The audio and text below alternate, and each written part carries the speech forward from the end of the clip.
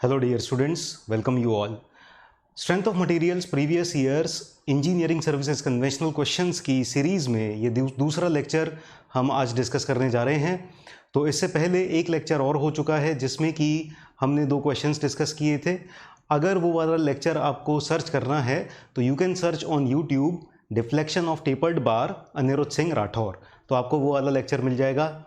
Now हर lecture में हम कोशिश करेंगे कि 2 क्वेश्चंस डिस्कस करें। तो उस वाले लेक्चर में हमने 2 क्वेश्चंस डिस्कस किए थे, इस लेक्चर में फिर से हम 2 क्वेश्चंस डिस्कस करने जा रहे हैं। Okay, so my name is Anirudh Singh Rathore and let's get started.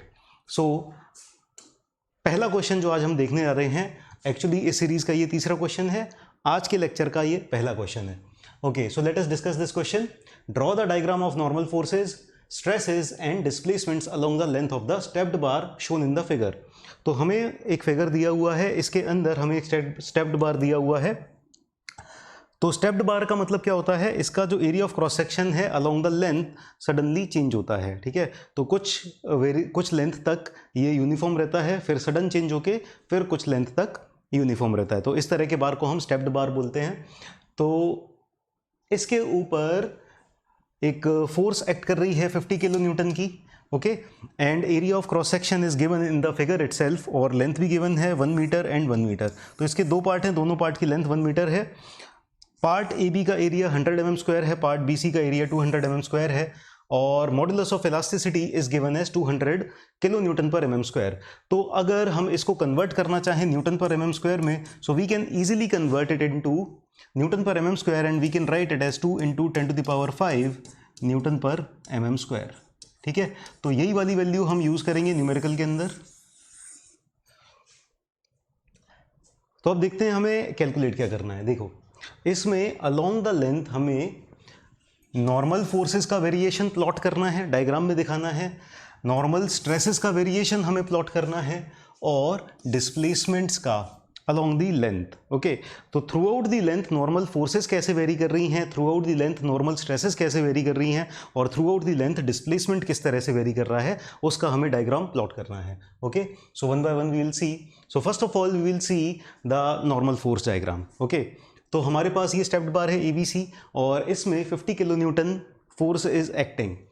तो वैसे तो सिंपली दिखाई दे रहा है कि BC पोर्शन में भी 50 किलो न्यूटन फोर्स होगी और AB रीजन में भी 50 किलो न्यूटन फोर्स होगी, but we have to show it, because this is conventional question, we have to show it कि कैसे हमारा आंसर आया। So what we will do कि हम BC पोर्शन के फ्री बॉडी डायग्राम बनाएंगे और AB पोर्शन का भी फ्री बॉडी डायग्राम बनाएंगे, और वहां से हम शो करेंगे that 50 kilo newton is acting through out. Okay, so this is the bar, this is point A, this is point B, this is point B, this is point C। तो ये BC portion का free body diagram हो गया, ये AB portion का free body diagram हो गया।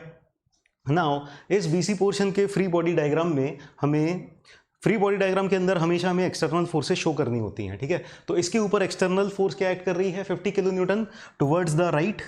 So will show this 50 kilo Newton towards the right. Now अगर सिर्फ ये 50 kilo Newton towards the right he act कर रही है, तो फिर क्या ये इक्विलिब्रियम में रहेगा? It will not remain in horizontal equilibrium. so as to maintain it in the horizontal equilibrium, there must be some force acting towards the left of this section, and that magnitude should also be equal to 50 kilo Newton. इसका भी magnitude 50 kilo Newton के बराबर होना चाहिए। Now ये जो 50 kilo Newton B point पर लग रहा है, ये किसकी वजह से लग रहा है? It is acting because of this bar AB। Actually it is connected here, right? So this portion AB is pulling here, okay, or it is resisting this external load like this by pulling it equal and opposite, right? तो 50 kilo Newton उधर लग रहा है, तो 50 kilo Newton इधर लग रहा होगा। तो इस B पॉइंट पर इस AB की वजह से 50 किलो न्यूटन इस डायरेक्शन में लग रहा है। Now every force has equal and opposite reaction. Now अगर B पॉइंट पर, यानी B वाले जंक्शन पर, ये वाला बार इस पर 50 किलो न्यूटन इस डायरेक्शन में लगा रहा है, तो BC वाला बार भी इस डायरेक्शन में 50 किलो न्यूटन यहाँ पर लगा रहा होगा। It is applying 50 kilo newton force in this direction, so will write 50 kilo newton force in this direction. Now again to maintain the horizontal equilibrium of this bar, there must be 50 kilonewton acting in this direction. So here also we have 50 kilonewton force, right? So this is the free body diagram of portion BC and portion AB of this bar. So we can see that we can write force in BC is equal to 50 kilonewton and force in AB is also equal to 50 kilonewton, right? So now we will plot the variation. So this is the bar and here we have reference line like this, okay? So along this reference line, अगर हम इस reference line के along हम plot करना चाहें तो हमें एक constant force throughout the length मिलेगी and that constant force magnitude will be equal to 50 kilo newton. So this is 50 kilo newton, this is also 50 kilo newton, right? This is positive, taking tensile as positive, tensile को positive लिया. तो ये हमारा normal force diagram हमें मिल चुका है, ठीक है? We have got normal force diagram. अब हम आते हैं नेक्स्ट पार्ट पे, normal stress diagram. Okay, so let us find out normal stress diagram. So normal force हमें मिल गया था एफ बी सी और एफ ए बी, ये दोनों की वैल्यूज हमें मिल चुकी थी 50 किलो न्यूटन, राइट? नाउ जो नॉर्मल स्ट्रेस होती है, stress is equal to force upon area, force upon area.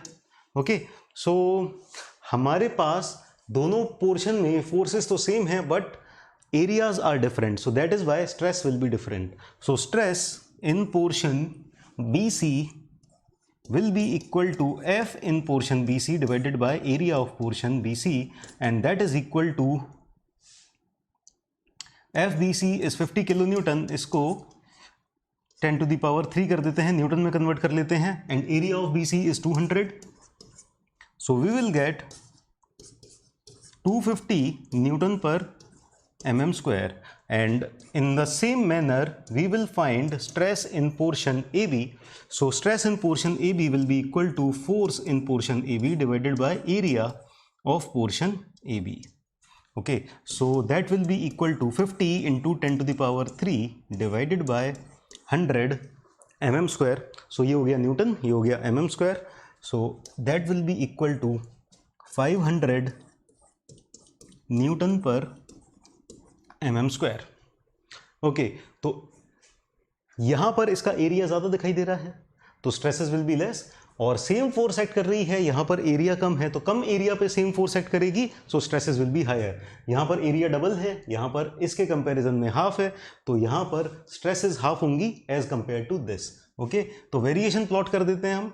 तो यहाँ पर जो स्ट्रेसेस हैं दीज आर हाइयर, कितनी है यहाँ पर 500 न्यूटन पर mm स्क्वायर, और यहाँ पर इसकी जस्ट हाफ इस रीजन में, सो दैट इज 250 न्यूटन पर mm स्क्वायर.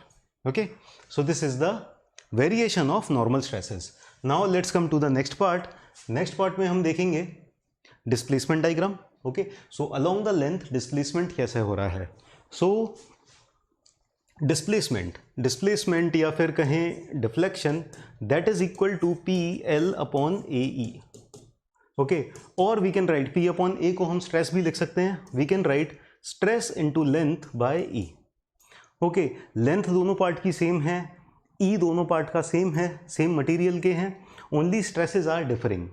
तो ए बी पोर्शन में अगर एक कांस्टेंट स्ट्रेस एक्ट कर रही है, कांस्टेंट फोर्स एक्ट कर रही है, तो हर एक पार्ट का एलोंगेशन बराबर होगा.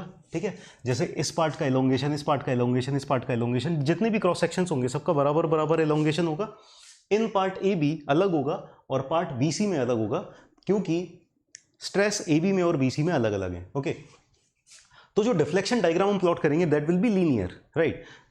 तो पॉइंट बी का जो डिफ्लेक्शन होगा that will be equal to elongation of A B, और पॉइंट सी का जो डिफ्लेक्शन होगा, total deflection, that will be equal to elongation of A B plus elongation of B C. Okay, so deflection of point B will be equal to delta A B, यानी A B का कितना elongation हुआ, and that will be equal to sigma A B into length divided by E. Okay, so we can write it as sigma A B कितना हो गया, sigma A B is 500 newton पर mm square, this is 500, length is 1000 and E is 2 into 10 to the power 5. यहाँ से अगर इसको calculate करें तो हमारे पास आंसर आएगा 2.5 mm, right. Now let's come to deflection of point C. C यहाँ से कितना आगे डिफ्लेक्ट हो गया, सरक गया, okay. So it will be equal to elongation of A B का जितना एलोंगेशन हुआ प्लस बी सी का कितना एलोंगेशन हुआ, इन दोनों का एलोंगेशन ऐड कर देंगे, so that will give the deflection of C. So deflection of C will be equal to delta A B plus delta C, delta A B plus delta C B या B C कुछ भी लिख सकते हैं, okay. So delta A B we have already found 2.5 mm, 2.5 mm plus elongation of portion C B, okay. इस वाले portion का कितना एलोंगेशन हुआ, सो इस पोर्शन के एलोंगेशन के लिए इस फॉर्मूले के अंदर बस क्या चेंज हो जाएगा, यहां पर 500 की जगह 250 आ जाएगा। सो 250 is just half of 500, so that means this total elongation will be equal to half, so that will be 1.25 mm. So total we will get 3.75 mm, right।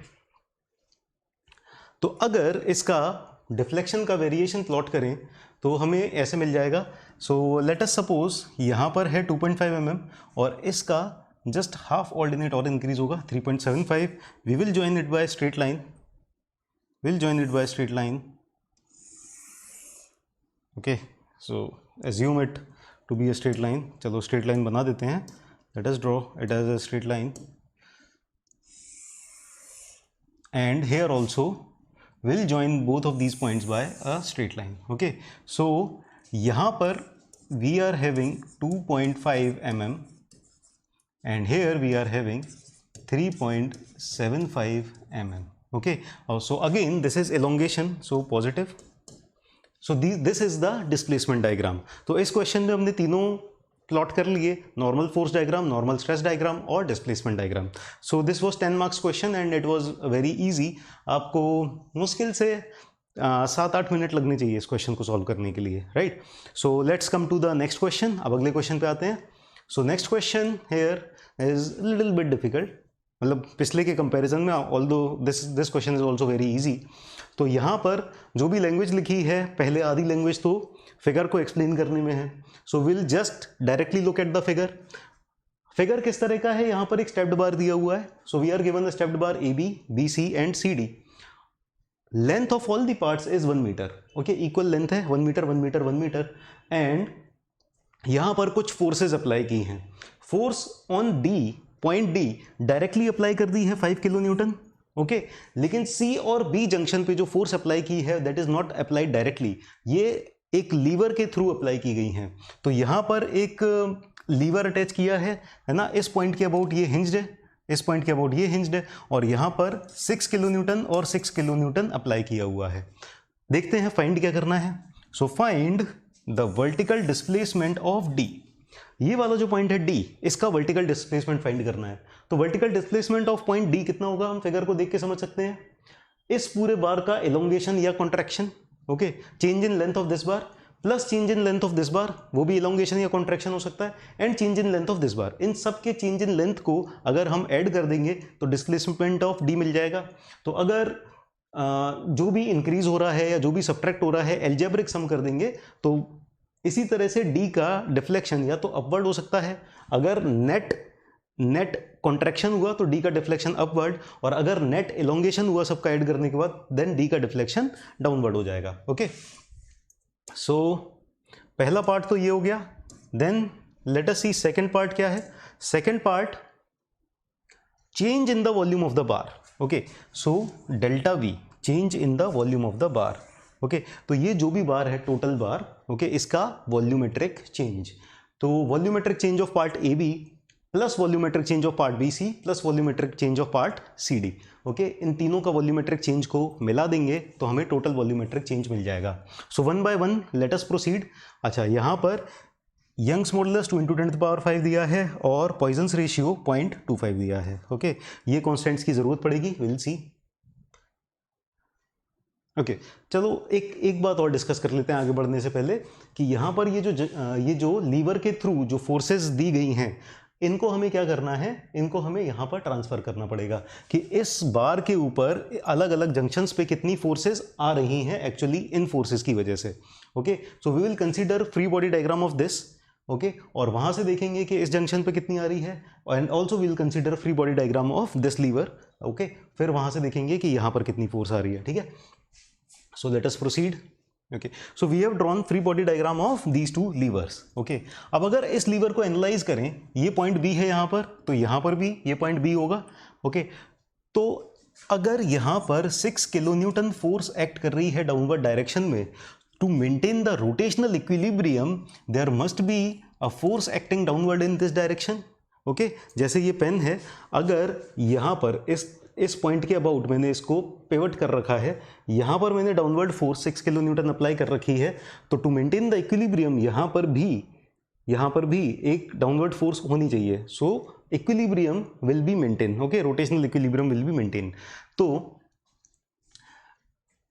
यहाँ पर let us say force is B, F B, okay, and यहाँ पर let us say force F C act कर रहा है। तो इसका free body diagram पे हम देखेंगे इस पॉइंट के about summation of moment is equal to 0। तो summation of moment about point, इसको कुछ भी मान लेते हैं, पॉइंट P मान लिया, इस पॉइंट को K मान लिया, तो summation of moment about point P is equal to 0, ठीक है।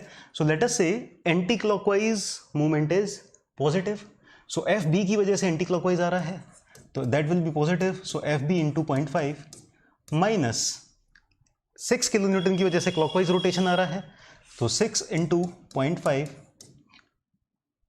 That will be equal to 0, और इससे आ गया हमारे पास F B is equal to 6 kilo newton, okay. So F B equal to 6 kilo newton. Now if F B is acting here in downward direction, इस bar की वजह से यहाँ पर डाउनवर्ड डायरेक्शन में फोर्स आ रहा है, तो इस बार से इस पर यहाँ पर अपवर्ड डायरेक्शन में एफ बी एक्ट करेगा, और उसकी वैल्यू हमने 6 किलो न्यूटन फाइंड कर ली है। सिमिलरली इस जंक्शन पे F C will be acting upward. Now let us calculate the value of F C. So summation of moment about K equal to 0 करने से हमें एफ सी की value आ जाएगी। So similarly, FC into 0.4 minus 6 into 0.2 is equal to 0. We will get FC is equal to 3 kilonewton. So we have got FC is equal to 3 kilonewton. So FB और FC आ गए हैं। अब हम इन सारे bars को individually study करते हैं to know the deflection of each individual part. उनको ऐड करने से D का आ जाएगा, अच्छा यहाँ पर 5 किलो न्यूटन। नाउ डिफ्लेक्शन का फॉर्मूला होता है PL/AE। तो हर एक पार्ट को इंडिविजुअली स्टडी करने के लिए आपको हर एक पार्ट के अंदर फोर्स पता होनी चाहिए, what is the force in that, because P into L/AE।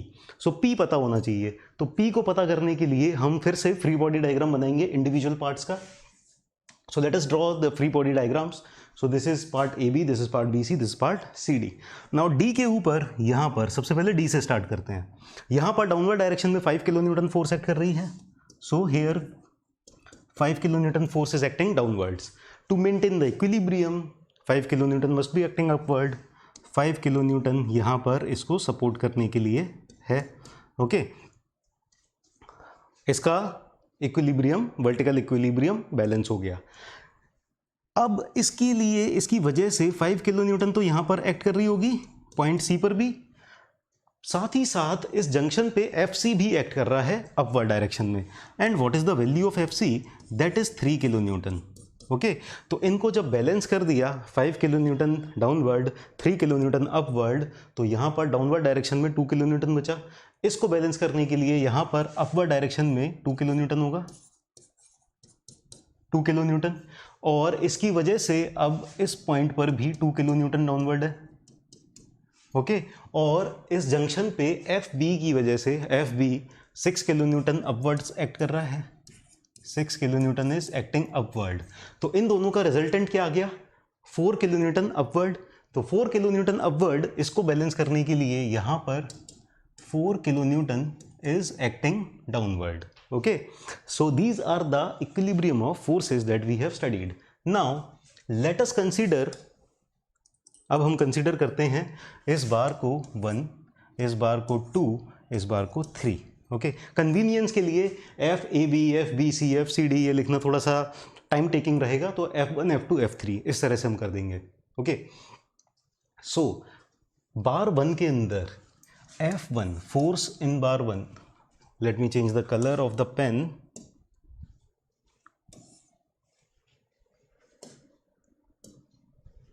Okay, so F1 will be equal to, क्या दिखाई दे रहा है आपको? 4 किलो न्यूटन दिखाई दे रहा है. 4 किलो न्यूटन किस डायरेक्शन में है? डाउनवर्ड डायरेक्शन में, यहाँ से अपवर्ड डायरेक्शन में. So it is trying to compress no. Okay, so 4 kilo newton is compressive force acting in this bar A B. So compressive होने की वजह से यहाँ पर माइनस साइन लगा लिया हमने. नाउ F2 यहाँ पर कितना होगा? 2 kilo Newton tensile, 2 kilo Newton tensile.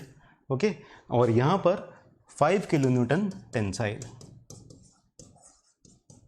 ये कैसे आया टेंसाइल और कंप्रेसिव? यहाँ पर एक इमेजिनरी क्रॉस सेक्शन बना देते हैं और इस क्रॉस सेक्शन पे देखो आप, या तो डाउनवर्ड डायरेक्शन में सारी फोर्सेस देख लो या अपवर्ड डायरेक्शन की सारी फोर्सेस देख लो. Now since this 5 kilo newton is acting away from this section, that means यहाँ पर टेंसाइल फोर्सेस एक्ट कर रही हैं. और कितना मैग्नीट्यूड है? 5 किलो न्यूटन. यहाँ पर देख लेते हैं. Okay, 3 kilo Newton towards the section and 5 kilo Newton away from the section. So 3 kilo newton की वजह से कंप्रेसिव आना था. 5 किलो न्यूटन ने उस 3 को तो कैंसिल किया, साथ में 2 किलो न्यूटन एडिशनल आपको टेंसाइल दे दिया. सो 2 किलो न्यूटन टेंसाइल, तो जो भी टेंसाइल फोर्सेज हैं उनको प्लस और जो भी कंप्रेसिव फोर्सेज हैं उनको माइनस. ठीक है, सो F1 F2 F3 पता चल गए सारे पार्ट्स में. Now we will calculate the individual displacements and then after that we will find out the displacement of point D. So deflection of point D will be equal to elongation or compression, change in length of bar 1 plus change in length of bar 2 plus change in length of bar 3. Okay, so that will be equal to TL upon AE. Now तीनों के तीनों में forces are different, length are same, area are different, E is same. So L and E are same. L and E हम common ले लेते हैं. L and E ये same है तो हमने कॉमन ले लिए. और forces are different, so F1 upon A1 plus F2 upon A2 plus F3 upon A3. Right, so length is how much? हर एक बार की लेंथ यहाँ पर आई थिंक 1 मीटर दी है. Okay, 1 meter length is given for each and every bar. Okay, so 1000 mm. E is 2 into 10 to the power 5 Newton per mm square. F1 is minus 4 kilonewton, so minus 4 into 1000 divided by A1 is 20 into 20 plus F2 is 2 into 1000 2 kilonewton, and this is 10 into 10 plus 5 into 1000 5 kilonewton divided by 20 into 20. अगर इसको सम करेंगे तो total answer आ जाएगा deflection of D 0.1125 mm. So this is the deflection of part point D. Okay, this is the final answer. Okay, now second part इस question का, हमें change in the volume of the bar calculate करना है. तो change in of the volume of the बार के लिए हमें तीनों बार्स का इंडिविजुअली कैलकुलेट करेंगे और उन सबको ऐड कर देंगे. सो